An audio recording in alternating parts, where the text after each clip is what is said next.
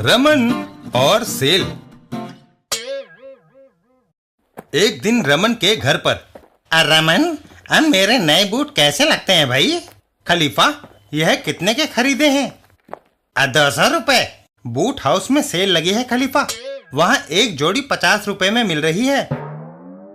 इतनी सस्ती? एतबार नहीं होता रमन। मैं अपने लिए जूते लेने जा रहा हूँ, देखोगे तो यकीन हो जाएगा। रमन बूट हाउस की ओर चल पड़ता है। Boot house, sale. Boot house में भारी भीड़ लगी होती है। थोड़ी देर बाद, शुक्र है मैं आखिरी जोड़ी खरीदने में कामयाब हुआ। घर पर, खलीफा मैं ले आया, अब पहनकर दिखाओ रमन। थोड़ी देर बाद, रमन आधा घंटा हो गया भाई, तुम नए बूट नहीं पहन सके क्या? वो छोटे हैं। उससे भी बदतर खलीफा, मैं दोनों बाएं जूते ले आया। हैं?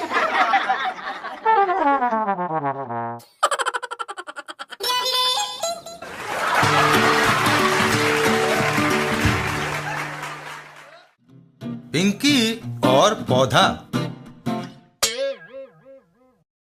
एक दिन रास्ते में पिंकी और झपट जी। झपट जी, इतनी बड़ी टोपी मैंने आज तक नहीं देखी। पिंकी, मैं परेशान हूँ, ये टोपी लगाने का एक रहस्य है। क्या? झपट जी पिंकी को लेकर अपने घर की ओर चल देते हैं। मेरे घर चलो, बताता हूँ। घर के अंदर, मेरे सर पर ये पौधा उगाया है, उसको ढकने के लिए मैं ये टोपी पहनता हूँ। मगर यह हुआ कैसे? मुझे अपनी गंजी चांद अच्छी नहीं लगती थी, मैंने अपने सिर पर खाद डाली, सोचा उससे बाल उगाएंगे, मगर ये पौधा फूट निकला। कोई समस्या नहीं, हम पौधे को काट देते हैं। खबरदार, अगर किसी ने पौधे को काटा तो यह गैर कानूनी है। पिंकी, मेरी पत्नी पर्यावरण समिति के अध्यक्ष है, वह पेड़ पौधे काटे जाने के खिलाफ है। तो फिर कोई दूसरा रास्ता ढूंढना पड़ेगा। हाँ, डॉक्टर इन्फ्लुएंजा हमारी मदद कर सकते हैं। पिंकी झपट जी को लेकर डॉक्टर के यहाँ चल देती है। वह एक अच्छे सर्जन है, आप मेरे साथ आइए। डॉक्टर इन्फ्लुएंजा का क्लिनिक।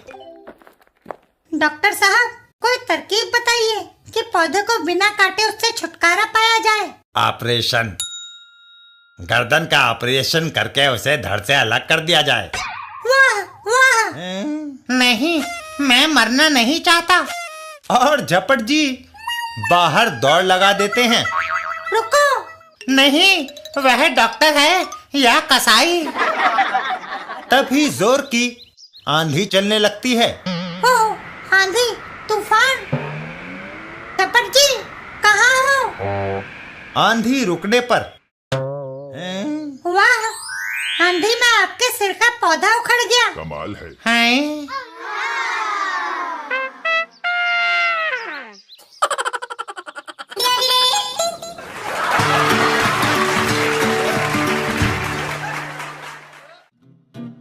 बिल्लू होटल में। एक दिन बिल्लू के घर में। मम्मी, भूख लगी है, खाने को क्या है? बिल्लू, मैंने तुम्हारे लिए खाना रखा था, लेकिन कमबख्त बिल्ली रसोई में घुसकर उसे चट कर गई। मैं फिर से खाना बना देती हूँ। मम्मी, उसकी तकलीफ ना करो, मैं होटल से खा आता हूँ। मम्मी बिल्लू को पैसे देती है। यह लो, पैसे ले जाओ। और बिल्लू वहाँ से चल देता है। होटल में आज तंदूरी नान खाया जाए, एक अरसा हो गया उसे खाए हुए। होटल तंदूर, अंदर चला जाए। होटल के अंदर। जनाब, आप सवेरे से यहाँ बैठे सिर्फ ठंडा पानी पिए जा रहे हैं, क्योंकि यही आप मुफ्त देते हैं। बिल्लू और बैरा, मिक्स वेजिटेबल्स और नान। जनाब, तंदूर अभी गर्म हो रहा है, नान बनने में थोड़ी देर लगेगी। कोई बात नहीं, मैं इंतजार कर लूंगा, लेकिन आज मैं खाऊंगा नान ही। ऑर्डर लेकर बैरा वहां से चल देता है। वैसे भी इस होटल की वह स्पेशल चीज है। तभी बिल्लू के कानों में कुछ आवाज पड़ती है। बगल वाला आदमी वहां पर गिलास तोड़ रहा होता है।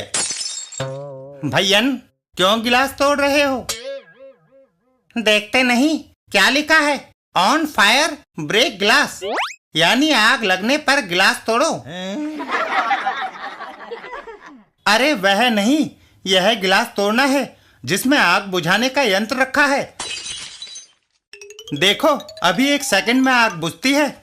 और बिल्लू फायर शमन यंत्र का स्प्रे चालू कर देता है। खिड़की के दूसरी तरफ किसने तंदूर की आग बुझा दी? गुस्से में खानसामा बाहर निकलता है। आग नहीं तो तंदूर में पकेगा क्या? तंदूर ठंडा हो गया है, आज कोई नान नहीं पकेगा। और बेचारे बिल्लू को भूखे पेट वापस लौटना पड़ता है।